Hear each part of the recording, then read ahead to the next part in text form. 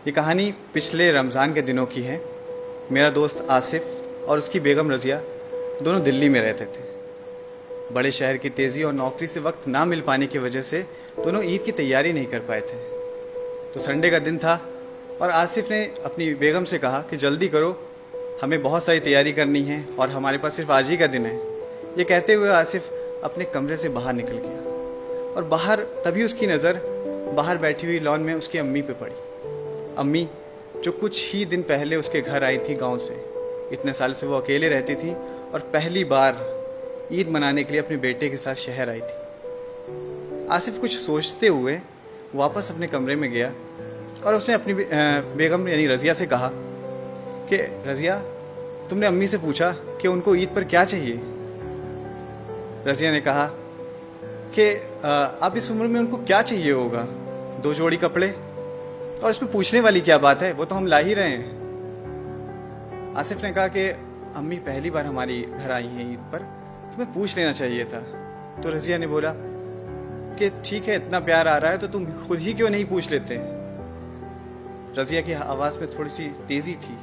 ये कहते हुए रज़िया तेज़ी से बाहर निकल गई। आसिफ अपने अम्मी के पास गया। उसने बोला कि अम्मी, ईद पर हम लोग खरीदारी करने बाहर जा रहे हैं, आपको कुछ चाहिए तो नहीं? उतने में ही अम्मी ने बोल दिया कि बेटा, मुझे कुछ नहीं चाहिए। बहुत ज़िद करने पर, आसिफ की बहुत ज़्यादा ज़िद करने पर अम्मी ने कहा ठीक है, तुम इतनी ज़्यादा ज़िद कर रहे हो तो ठीक है, मैं तुम्हें लिख कर दे देती हूँ। तुम और बहू इतनी सारी खरीदारी करनी है, कहीं भूल ना जाओ। अम्मी कमरे में जाती है और कागज़ पे कुछ लिख के उसको फोल्ड करके वो पर्ची दे देती है। आसिफ वापस अपनी कार में आता है और बैठते हुए रज़िया से बोलता है कि देखा, अम्मी को भी कुछ चाहिए था।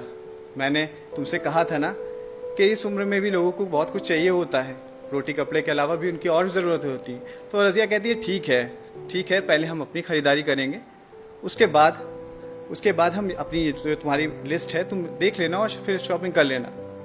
गर्मी के दिन थे, काफ़ी तेज़ गर्मी थी।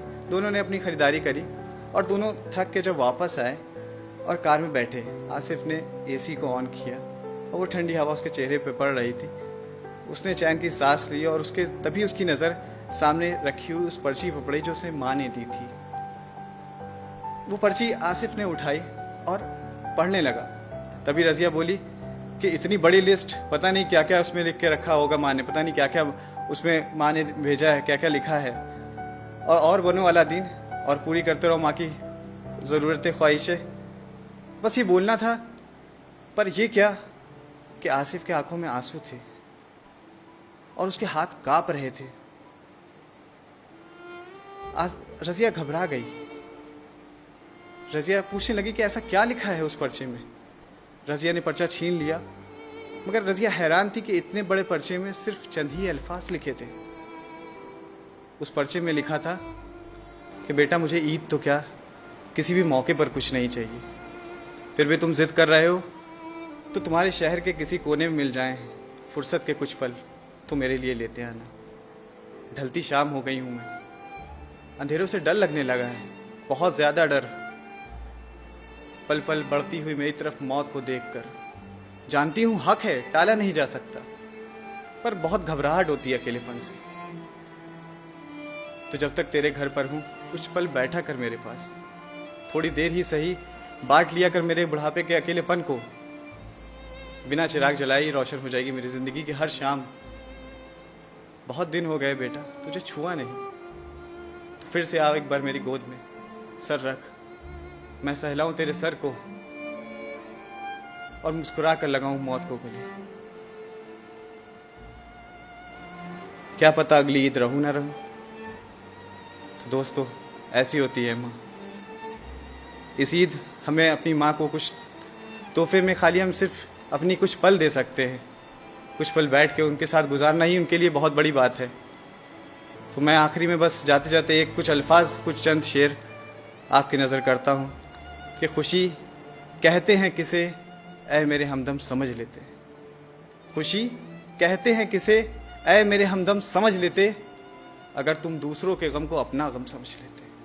अगर तुम दूसरों के गम को अपना गम समझ लेते और कभी बहने ही नहीं देते उन्हें हम पाक आँखों से, कभी बहने ही नहीं देते उन्हें हम पाक आँखों से, अगर माँ बाप के आंसुओं को हम जमजम समझ लेते, अगर माँ बाप के आंसुओं को हम जमजम समझ लेते, मुसलसल ठोकरें तकदीर का हिस्सा ही नहीं बनती। अगर पहली ही ठोकर का इशारा हम समझ लेते, अगर पहली ही ठोकर का इशारा हम समझ लेते, और बगल वालों के घर एक भी फाका नहीं होता। अगर रोज़े का मतलब और माने हम समझ लेते, रोज़े का मतलब और माने समझ। Thank you.